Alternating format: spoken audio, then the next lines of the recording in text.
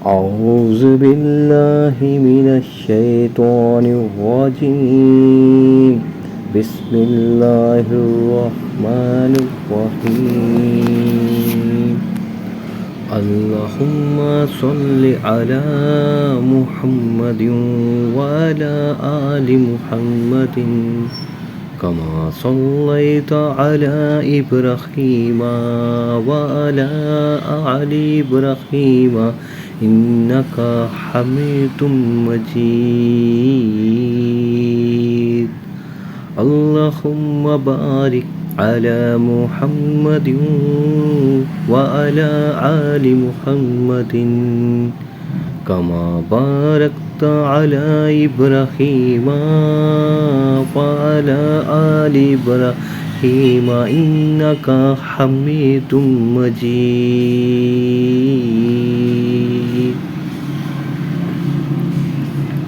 سورۃ النساء آیات 24.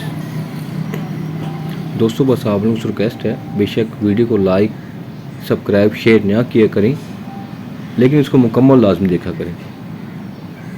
جزاک اللہ. والمحصنات من النساء إلا ما ملكت أيمانكم كتاب الله عليكم وأحل لكم ما وراء ذلكم أن تبتغوا بأموالكم محسنين غير مسافحين فما استمتعتم به منهن فآتوهن أجورهن فريضة ولا جناح عليكم فيما تراضيتم به من بعد الفريضة إن الله كان عليما حكيم.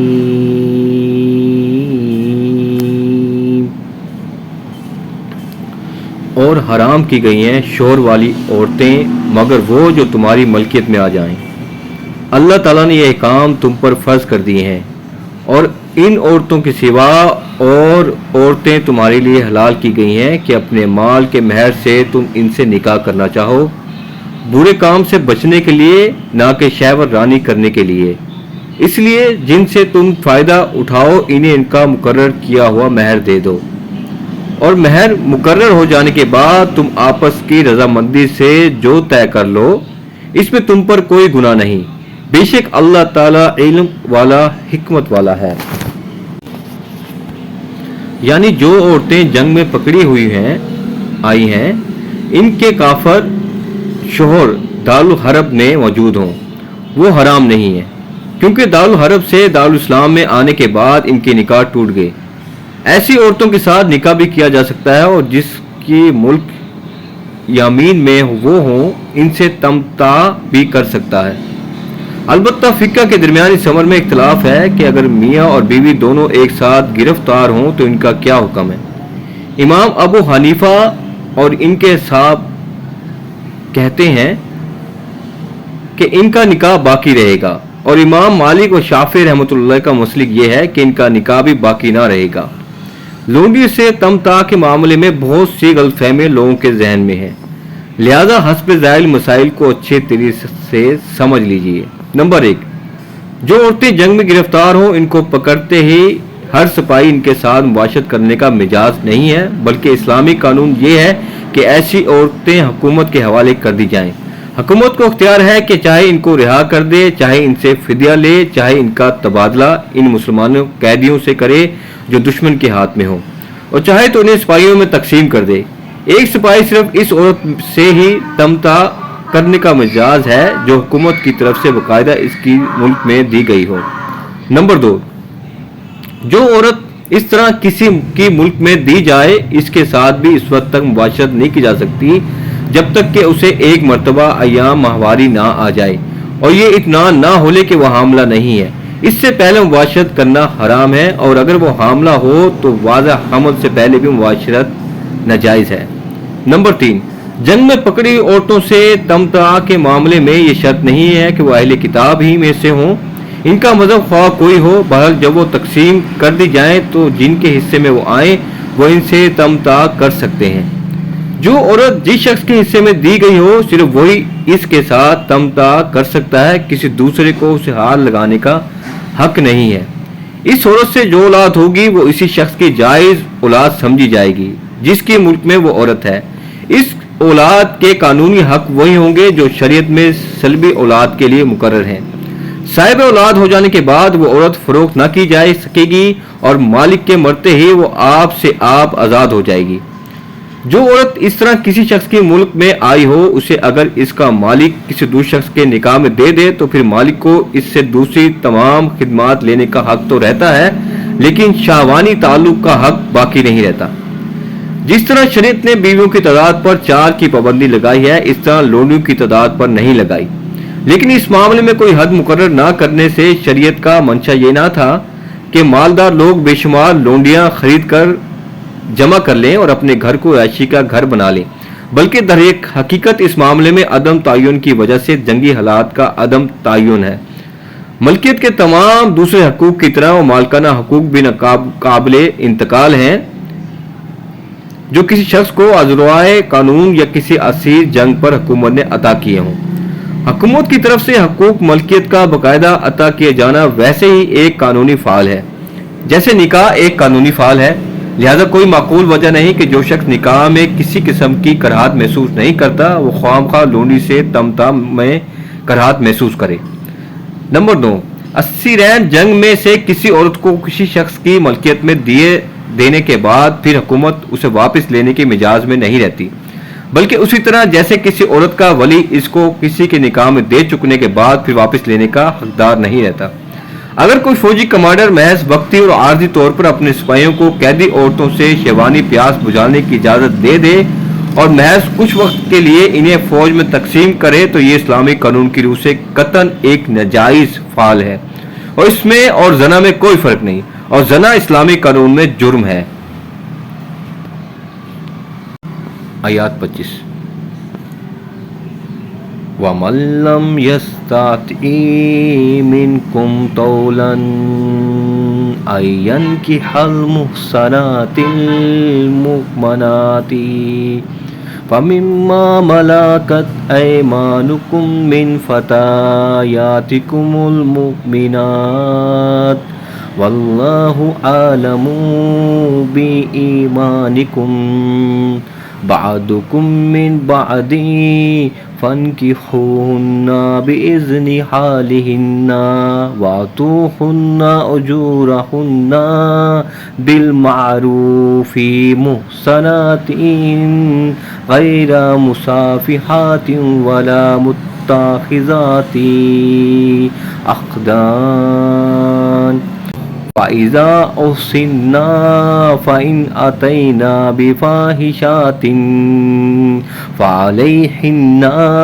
نِصْفُ مَا عَلَى الْمُحْصَنَاتِ مِنَ الْعَذَابِ ذَلِكَ لِمَنْ خَشِيَ الْعَنَتَ مِنكُمْ وَأَن تَصْبِرُوا خَيْرٌ لَكُمْ وَاللَّهُ غَفُورٌ رَحِيمٌ۔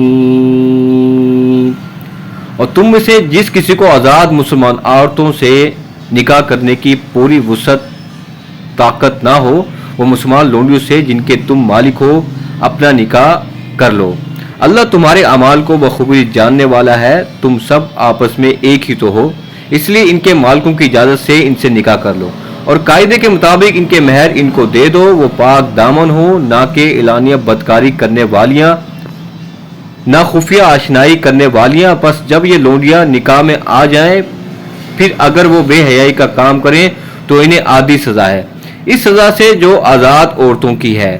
کنیزوں سے نکاح کا یہ حکم تم میں سے ان لوگوں کے لیے ہے جنہیں گناہ اور تکلیف کا اندیشہ ہو، اور تمہارا ضبط کرنا بہت بہتر ہے، اور اللہ تعالیٰ بڑا بخشنے والا اور بڑا رحمت والا ہے۔ یعنی معاشرت میں لوگوں کے درمیان جو فرق مراتب ہے وہ محض ایک اعتباری چیز ہے، ورنہ دراصل سب مسلمان یکساں ہیں، اور اگر کوئی حقیقی وجہ امتیاز ان کے درمیان ہے تو وہ ایمان ہے، جو محض اونچے گھرانوں ہوئی کا حصہ نہیں ہے۔ ہو سکتا ہے کہ ایک لونڈی ایمان اخلاق میں ایک خاندانی عورت سے بہتر ہو۔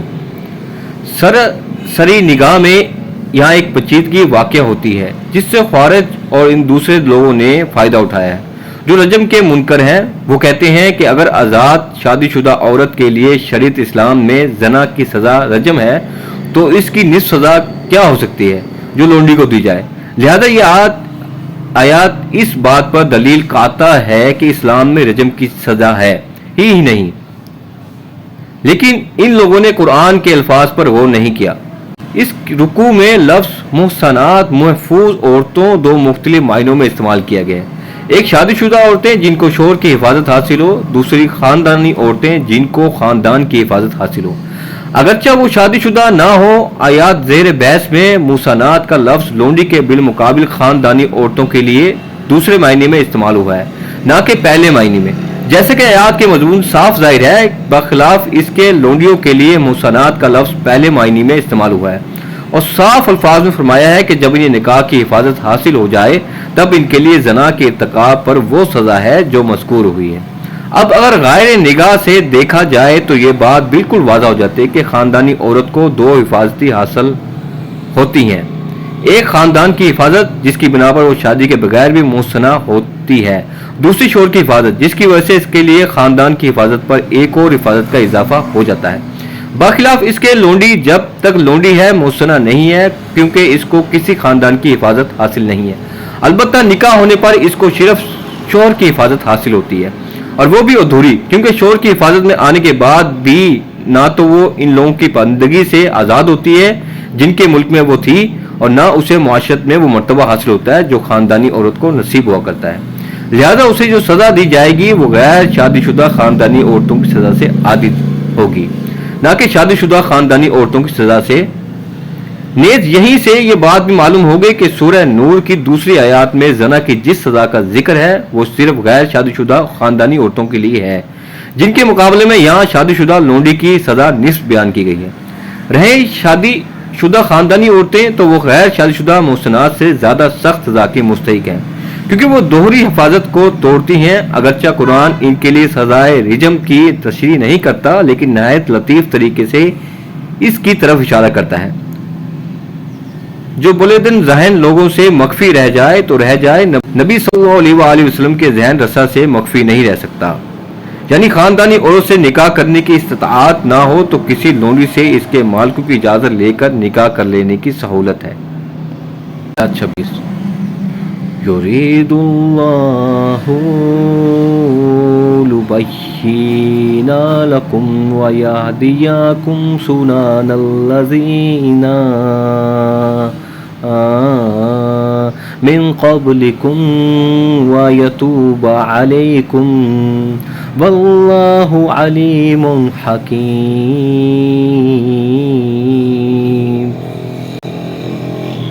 وہ اللہ تعالیٰ چاہتا ہے کہ تمہارے واسطے خوب کھول کر بیان کرے اور تم سے پہلے کے نیک لوگوں کی راہ پر چلائے اور تمہاری توبہ قبول کرے، وہ اللہ تعالیٰ جاننے والا حکمت والا ہے۔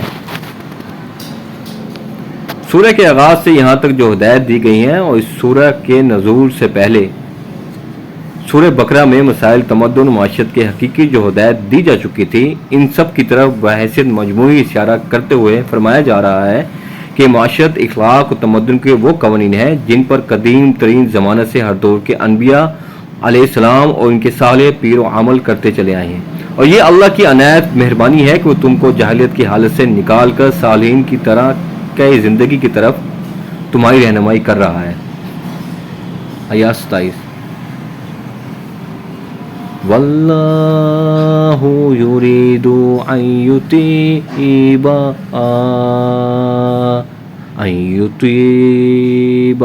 علیکم ویرید الذین یتبعون الشہوات ان تمیلوا میلا عظیما۔ اور اللہ چاہتا ہے کہ تمہاری توبہ قبول کرے، اور وہ جو لوگ خواہشات کے پیرو ہیں وہ چاہتے ہیں کہ تم اس سے بہت دور ہٹ جاؤ۔ یہ اشارہ ہے منافقین اور قدامت پرست جاہلہ اور نوائی مدینے کے یہودیوں کی طرف۔ منافقین اور قدامت پرستوں کو تو وہ اصلاحات سخت ناگوار تھی جو تمدن و معاشرت میں صدیوں کے جمے اور رچے ہوئے تعصبات رسم و رواج کے خلاف کی جا رہی تھی۔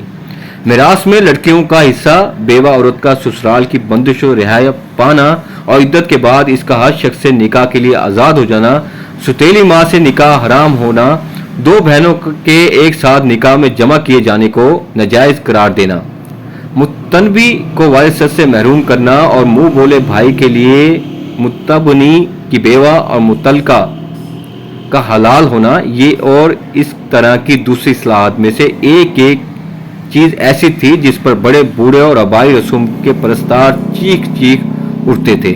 مدتوں ان احکام پر چیموکیاں ہوتی رہتی تھی۔ شرارت پسند لوگ ان باتوں کو لے کر نبی اکرم صلی اللہ علیہ وآلہ وسلم اور آپ صلی اللہ علیہ وآلہ وسلم کی دعوت اصلاح کے خلاف لوگوں کو بھڑکاتے پھرتے تھے۔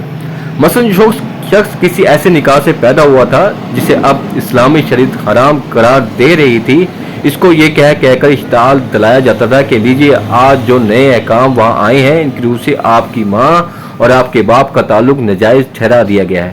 اس طرح یہ نادان لوگ اس اصلاح کے کام میں رکاوٹیں ڈال رہے تھے جو اس وقت احکام الہی کے تحت انجام دیا جا رہا تھا۔ دوسری طرف یہودی تھے جنہوں نے صدیوں کی مشاغافیوں سے اصل خدائی شریعت پر اپنے خود ساختہ احکام قوانین کا ایک بھاری خول چڑھا رکھا تھا۔ بے شمار پابندیاں اور باریکیوں اور سختیاں تھیں جو انہوں نے شریعت میں بڑھا لی تھی۔ بکثرت حلال چیزیں ایسی تھیں جنہیں وہ حرام کر بیٹھے تھے۔ بہت سے اوہام تھے جن کو انہوں نے قانون خداوندی میں داخل کر لیا تھا۔ اب یہ بات ان کے علماء اور عوام دونوں کی ذہنیت و مذاق کے بالکل خلاف تھی کہ وہ اس سیدھی سادی شریعت کی قدر پہچان سکتے جو قرآن پیش کر رہا تھا۔ وہ قرآن کے احکام کو سن کر بے تاب ہو جاتے تھے، ایک ایک چیز پر سو اعتراضات کرتے تھے۔ ان کا مطالبہ یہ تھا کہ یہ تو قرآن ان کے فقہ کے تمام اجتہاد اور ان کے اسلاف کے سارے اوہام خرافات کو شریعت الہی قرار دے دے، ورنہ یہ ہرگز کتاب الہی نہیں ہے۔ مثال کے طور پر یہودی کے ہاں دستور تھا کہ ایام ماہواری میں عورت کو یہ بالکل پلیت سمجھا جاتا تھا، نہ اس کا پکایا ہوا کھانا کھاتے، نہ اس کے ہاتھ کا پانی پیتے، نہ اس کے ساتھ فرش پر بیٹھتے، بلکہ اس کے ہاتھ سے ہاتھ چھو جانے کو بھی مقربہ سمجھتے تھے۔ ان چند دنوں میں عورت خود اپنے گھر میں اچھوت بن کر رہ جاتی تھی۔ یہی رواج یہودیوں کے اثر سے مدینہ کے انصار میں بھی چل پڑا تھا۔ جب نبی اکرم صلی اللہ علیہ وآلہ وسلم مدینہ تشریف لائے تو آپ صلی اللہ علیہ وآلہ وسلم سے اس کے متعلق سوال کیا گیا۔ جواب میں وہ آیات آئی جو سورۃ بقرہ رکوع 299 کے آغاز میں درج ہے۔ نبی اکرم صلی اللہ علیہ وآلہ وسلم نے اس آیات کی روح سے حکم دیا کہ ایام ماہواری میں صرف معاشرت ناجائز ہے، باقی تمام تعلقات عورتوں کے ساتھ اسی طرح رکھے جائیں جس طرح دوسرے دنوں میں ہوتے ہیں۔ اس پر یہودیوں میں شور مچ گیا۔ وہ کہنے لگے یہ شخص تو قسم کھا کر بیٹھا ہے کہ جو کچھ ہمارے ہاں حرام ہے اسے حلال کر کے رہے گا، اور جس چیز کو ہم ناپاک کہتے ہیں اسے پاک قرار دے گا۔ آیات 28 یرید اللہ ان یخفف عنکم وخلق الانسان ضعیف۔ اللہ چاہتا ہے کہ تم سے تخفیف کر دے کیونکہ انسان کمزور پیدا کیا گیا ہے۔ آیات 29 یا ایھا الذین آمنوا لا تأکلوا اموالکم بینکم بالباطل الا ان تکون تجارۃ عن تراض منکم ولا تقتلوا انفسکم ان اللہ کان بکم رحیم۔ اے ایمان والو، اپنے آپس کے مال ناجائز طریقے سے مت کھاؤ مگر یہ کہ تمہارے آپس کی رضامندی سے ہو، خرید و فروخت، اور اپنے آپ کو قتل نہ کرو، یقیناً اللہ تعالیٰ تم پر نہایت مہربان ہے۔ باطل طریقوں سے مراد وہ تمام طریقے ہیں جو خلاف حق ہوں اور شرعاً اخلاقاً ناجائز ہوں۔ لین دین سے مراد یہ ہے کہ آپس میں مفاد منافع کا تبادلہ ہونا چاہیے، جس طرح تجارت، صنعت، حرفت وغیرہ میں ہوتا ہے کہ ایک شخص دوسرے شخص کی ضروریات فراہم کرنے کے لیے محنت کرتا ہے، وہ اس کا معاوضہ دیتا ہے۔ آپس کی رضامندی سے مراد یہ ہے کہ لین دین نہ تو کسی ناجائز دباؤ سے ہو اور نہ فریب دغا سے۔ رشوت اور سود میں بظاہر رضامندی ہوتی ہے، مگر فی الواقعہ وہ رضامندی مجبورانہ ہوتی ہے اور دباؤ کا نتیجہ ہوتی ہے۔ جوئے میں بھی بظاہر رضامندی ہوتی ہے، مگر در حقیقت جوئے میں حصہ لینے والا ہر شخص اس غلط امید پر رضامند ہوتا ہے کہ جیت اس کی ہوگی۔ ہارنے کے ڈر سے کوئی بھی راضی نہیں ہوتا۔ جال اور فریب کے کاروبار میں بھی بظاہر رضامندی ہوتی ہے، مگر اس غلط فہمی کی بنا پر ہوتی ہے کہ اندر جال فریب نہیں ہے۔ اگر فریق ثانی کو معلوم ہو کہ تم اس سے جال یا فریب کر رہے ہو تو وہ ہرگز اس پر راضی نہ ہو۔ یہ فکرہ پچھلے فکرے کا تتمہ بھی ہو سکتا ہے اور خود ایک مستقل فکرہ بھی۔ اگر پچھلے فکرے کا تتمہ سمجھا جائے تو اس کا مطلب یہ ہے کہ دوسروں کا مال ناجائز طور پر کھانا خود اپنے آپ کو ہلاکت میں ڈالنا ہے۔ دنیا میں اس سے نظام تمدن خراب ہوتا ہے اور اس کے برے نتائج سے حرام خور آدمی خود بھی نہیں بچ سکتا، اور آخرت میں اس کی بدولت آدمی سخت عذاب کا مستوجب بن جاتا ہے۔ اگر اسے مستقل فکرہ سمجھا جائے تو اس کے دو معنی ہیں، ایک یہ کہ ایک دوسرے کو قتل نہ کرو، دوسرا یہ کہ خودکشی نہ کرو۔ اللہ تعالیٰ نے الفاظ ایسے جامع استعمال کیے اور ترتیب کلام ایسے رکھی ہے کہ اس سے یہ تینوں مفہوم نکلتے ہیں اور تینوں حق ہیں، یعنی اللہ تعالیٰ تمہارا خیر خواہ ہے، تمہاری بھلائی چاہتا ہے، اور یہ اس کی مہربانی ہے کہ وہ تم کو ایسے کاموں سے منع کر رہا ہے جن میں تمہاری اپنی بربادی ہے۔ آیات 30 وَمَن يَفْعَلْ ذَلِكَ عُدْوَانًا وَظُلْمًا فَسَوْفَ نُصْلِهِ نَارًا وَكَانَ ذَلِكَ عَلَى اللَّهِ يَسِيرٌ۔ اور جو شخص یہ نافرمانیاں، سرکشی اور ظلم سے کرے گا تو عن قریب ہم اس کو آگ میں داخل کریں گے، اور یہ اللہ پر آسان ہے۔ جزاک اللہ۔ طرف سے دعا ہے جو آیات تلاوت ترجمہ تفسیر پڑھی ہے اس کے پڑھنے میں جو کوتاہی ہو معاف فرما دے، اس کو صحیح طرح ادا کرنے کی توفیق عطا فرما، اور اللہ سے دعا ہے جو کچھ پڑھا ہے اس کو سمجھنے، اس پر عمل کرنے اور دوسروں کو پہنچانے کی توفیق عطا فرمائے، اور اللہ ہم سب کو قرآن شریف کو ترجمے کے ساتھ پڑھنے، سمجھنے، اس پر عمل کرنے اور اسے دوسروں کو پہنچانے کی توفیق عطا فرمائے۔ جزاک اللہ۔